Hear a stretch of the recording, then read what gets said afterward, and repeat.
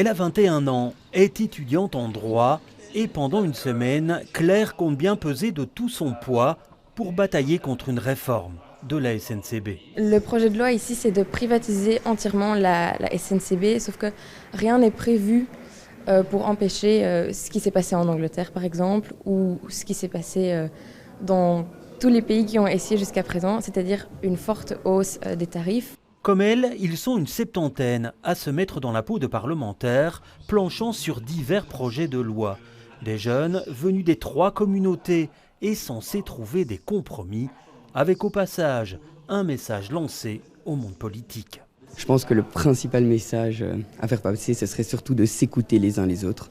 Voilà, ça c'est vraiment pour moi quelque chose que je pense que malheureusement de nos jours, on ne fait pas assez. On a trop tendance à rester sur nos opinions et à fermer les yeux sur ce qui se passe à côté, alors qu'on devrait être plus ouvert d'esprit, plus s'écouter et essayer des fois de se mettre à la place des autres aussi et de comprendre où ils veulent en venir. Ce Parlement jeunesse se réunit en effet dans un pays en crise depuis les élections.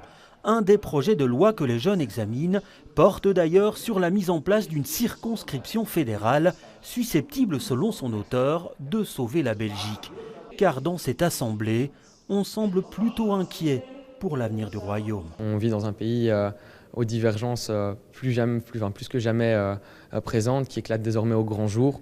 Et personne ne peut prédire l'avenir, à voir, mais je suis convaincu que la Belgique restera la Belgique pour encore pas mal de temps. Eux veulent montrer en tout cas que des solutions existent pour garantir l'avenir de notre démocratie.